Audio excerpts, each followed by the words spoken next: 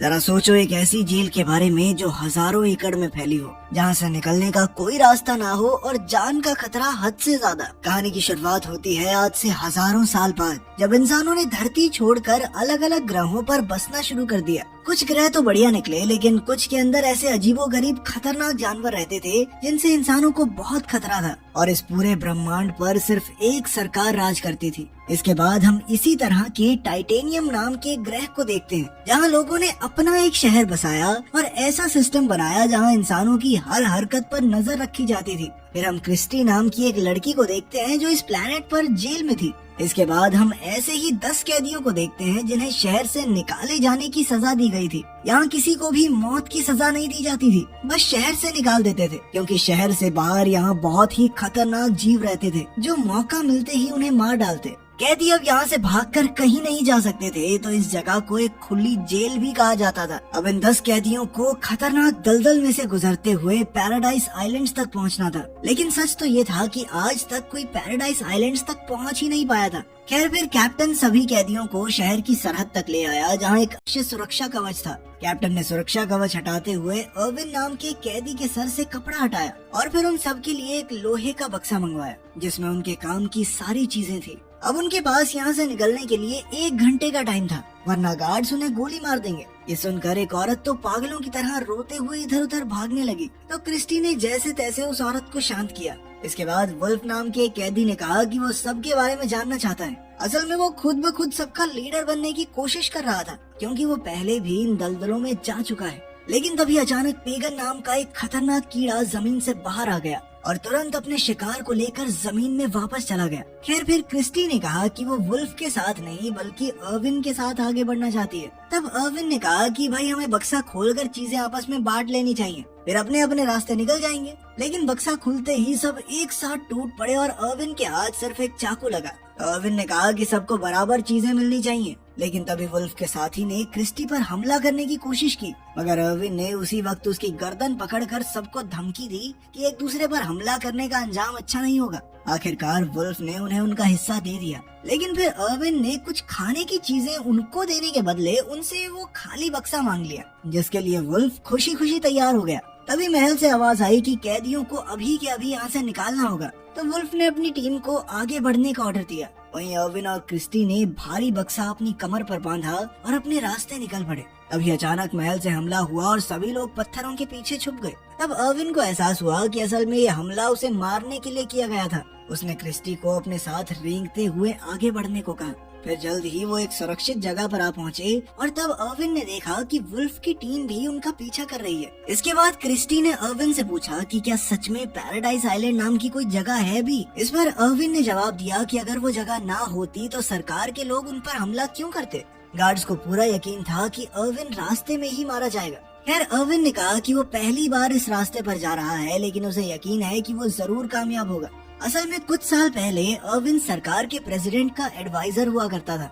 वहीं दूसरी ओर हम देखते हैं कि नए प्रेसिडेंट ने कैप्टन को बुलाकर पूछा कि ये एडवाइजर अब तक जिंदा कैसे है। तो कैप्टन ने उसे यकीन दिलाया कि आज तक कोई इन दलदलों को पार नहीं कर पाया। उधर क्रिस्टी और अर्विन को रास्ते में थोड़ा साफ पानी मिला, तो क्रिस्टी ने अपना चेहरा धोया और आने वाले समय के बारे में सोचने लगी। तभी अचानक अर्विन ने क्रिस्टी को बिल्कुल हिलने से मना कर दिया। क्रिस्टी को लगा कि अर्विन उसका फायदा उठाना चाहता है, मगर असल में तो अर्विन ने उस पेगन कीड़े को देख लिया था जो अचानक जमीन से बाहर आ गया था। जब अर्विन उसका सामना कर रहा था तो क्रिस्टी ने हिम्मत दिखाकर चाकू से कीड़े को काट डाला। बाद में जब वो अर्विन के घावों पर मरहम लगा रही थी तो क्रिस्टी ने बताया कि एक बार एक इंस्पेक्टर ने उसके साथ जबरदस्ती करने की कोशिश की थी, लेकिन जब क्रिस्टी नहीं मानी तो उस पुलिस वाले ने बिना किसी गलती के उसे जेल में डाल दिया। उसी समय वुल्फ का ग्रुप भी वहाँ पहुँचा। वुल्फ उनसे वो लोहे का बक्सा वापस लेना चाहता था, मगर अर्विन ने कीड़े के काटे हुए हिस्से को अपने हाथ पर बांधा और उसे हथियार की तरह इस्तेमाल करके वुल्फ पर हमला करने लगा।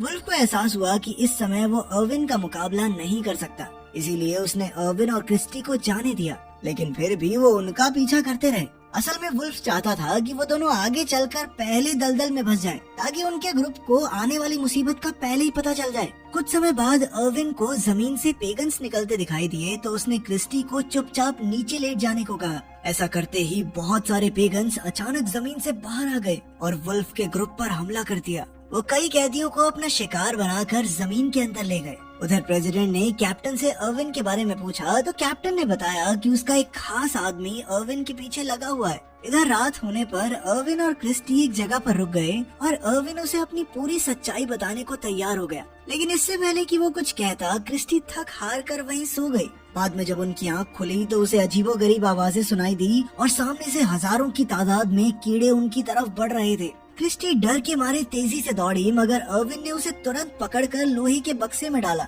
और खुद भी अंदर लेटकर ढक्कन बंद कर दिया। इसी तरह वो कीड़ों के आतंक से तो बच गए, मगर उनके बक्से का ढक्कन बुरी तरह टूट गया। दरअसल अर्विन ने बक्से की मांग इसी मुसीबत से बचने के लिए की थी। फिर शांति होने के बाद वो बाहर आए और बक्से को वहीं छोड़कर आगे बढ़ गए। कुछ समय चलने के बाद वो दलदल की शुरुआत में पहुंच गए।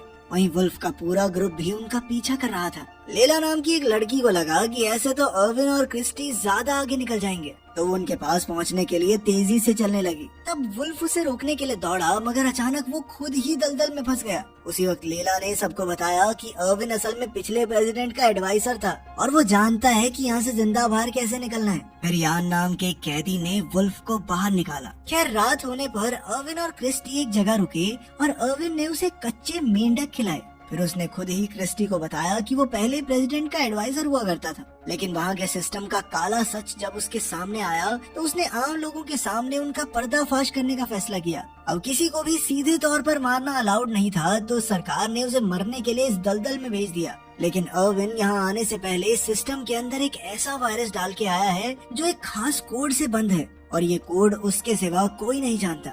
अब जल्द ही सिस्टम ठप होने वाला है, कोई हथियार कोई कैमरा काम नहीं करेगा और लोग फिर अपनी मर्जी से एक नया सिस्टम बना सकेंगे। ये सब सुनकर क्रिस्टी ने कहा कि फिर तो सरकार के लोग हाथ धोकर उसके पीछे पड़ जाएंगे, मगर अर्विन ने कहा कि उसे पूरी उम्मीद है कि तब तक वो यहाँ से बचकर निकल जाएंगे। वहीं दूसरी ओर शहर में सरकार का सिस्टम ठप होना शुरू हो गया था। सबसे पहले कम्युनिकेशन सैटेलाइट्स ने काम करना बंद कर दिया। फिर अगली सुबह हम देखते हैं कि लेला और बाकी कैदी जो वुल्फ का ग्रुप छोड़कर आगे बढ़ गए थे, उनका सामना रास्ते में कुछ जंगली लोगों से हुआ। उनकी चीखें जब क्रिस्टी तक पहुंची तो वो दुखी होकर रोने लगी। वो उस इंसान को कोसने लगी जिसने ये सजा बनाई थी, लेकिन असल में किसी को ना मारकर यूं खुले में छोड़ देना अर्विन का ही आइडिया था। ये सुनकर क्रिस्टी को बहुत गुस्सा आया और वो रोते हुए अर्विन पर चिल्लाने लगी। उधर वुल्फ को पत्थरों के पीछे उसके ग्रुप के लोग छिपे हुए दिखाई दिए। तब अपनी जान बचाने के लिए लेला ने वुल्फ को बताया कि उसे प्रेसिडेंट के एडवाइजर को मारने का ऑफर मिला है। अगर उसने अर्विन को मार दिया तो सरकार का हेलीकॉप्टर उसे लेने आएगा। अब वुल्फ के दिमाग में एक आइडिया आया कि अगर वो लेला को ही खत्म कर दे तो सरकार शायद उसे भी ऑफर दे देगी। लेकिन फिर लेला उससे बचकर भागी और दलदल के अंदर एक खूंखार मकड़ी के जाल में जा फंसी। वो बेचारी वहीं तड़प तड़प कर मारी गई। जब कैप्टन को खबर मिली कि उनकी जासूस मारी गई तो उसने सार्जेंट मैटियस को हथियार देकर एडवाइजर को मारने के मिशन पर भेजा। वहीं दूसरी ओर वुल्फ का एक और साथी रास्ते में मारा गया। इधर यान ने अर्विन और क्रिस्टी के पास जाकर उन्हें भटका दिया, जिससे अर्विन वुल्फ के जाल में फंस गया। वुल्फ ने अचानक उसे बांधकर कैद कर लिया था और अब वो उसे मारना चाहता था ताकि सरकार उसे आजाद कर दे। अब कोई और चारा नहीं था, इसलिए अर्विन ने क्रिस्टी को भाग जाने को कहा और क्रिस्टी ने अचानक उसे चूम लिया। इधर वुल्फ ने अर्विन को खड़ा होने को कहा, मगर अर्विन उसकी एक सुनने को राजी नहीं था। इसीलिए वुल्फ को उसे अपनी पीठ पर उठाकर आगे बढ़ना पड़ा। वहीं हम देखते हैं कि सार्जेंट मैटियस और उसका ग्रुप पुरानी जेल के खंडरों में पहुंचे, जहां कई खूंखार अपराधी रहते थे। जल्द ही वुल्फ भी वहां पहुंच गया। फिर उसने अर्विन और क्रिस्टी को एक जगह पहुंचाया और सार्जेंट मैटियस से डील करने पहुंचा, लेकिन उनकी बातचीत के बीच ही अर्विन वहां से भाग निकला। तब वुल्फ ने घबराकर सार्जेंट को कहा कि तुम चिंता मत करो, मैं उसे ढूंढ निकालूंगा, मगर सार्जेंट ने गुस्से में उसे गोली मार दी। फिर सार्जेंट को क्रिस्टी और यान मिले तो सार्जेंट ने यान को भी मार डाला और क्रिस्टी को अपने कब्जे में लेकर आगे बढ़ा। तभी अर्विन ने सामने आकर सार्जेंट से क्रिस्टी को रिहा करने को कहा और इसके बदले में वो खुद को उसके हवाले कर देगा। लेकिन क्रिस्टी को रिहा करते ही सार्जेंट ने उसकी पीठ में बेहोश कर देने वाला ट्रैंकुलाइजर मार दिया और तभी अचानक पीछे से वुल्फ ने सार्जेंट को मार डाला। वुल्फ अब अपनी आखिरी सांसें गिन रहा था, मगर वो सार्जेंट से बदला लेने से नहीं चूकने वाला था। तब अर्विन ने वुल्फ का शुक्रिया अदा किया तो वुल्फ ने उसे सलाह दी कि पैराडाइज आइलैंड जाने की कोशिश मत करो, क्योंकि ऐसी कोई जगह है ही नहीं। उसे इतनी सलाह देकर वो मर गया। बाद में हम देखते हैं कि अर्विन क्रिस्टी को अपनी बाहों में उठाकर समुद्र तक पहुंचा और उसे एहसास हुआ कि इसे पार करने के बाद ही वो पैराडाइज आइलैंड तक पहुंचेंगे। इसे पार करने के लिए उसने खुद पौधे इकट्ठा करके उनका छोटा सा आइलैंड बनाया। उधर कैप्टन अब सार्जेंट से कांटेक्ट नहीं कर पा रहा था, तो वो समझ गया कि एडवाइजर को ढूंढने का अब कोई फायदा नहीं। खैर फिर भी उसने अर्विन के पीछे एक आखिरी ड्रोन भेजा। जब क्रिस्टी को होश आया तो उसे महसूस हुआ कि जिस छोटे से आइलैंड पर वो खड़े थे वो धीरे धीरे डूब रहा है। ये सुनकर उनके साथ मौजूद जो नाम का एक कैदी समुद्र में कूद गया ताकि उन पौधों पर थोड़ा वेट कम हो और अर्विन और क्रिस्टी की जान बच जाए। तभी उन दोनों की नजर उनकी तरफ आ रहे एक ड्रोन पर पड़ी। एक बार को तो उन्हें लगा कि अब खेल खत्म हो चुका है, लेकिन उन तक पहुंचने से पहले ही वो खराब होकर पानी में गिर गया, क्योंकि अब अर्विन का बनाया हुआ वायरस पूरे सिस्टम में फैल गया था।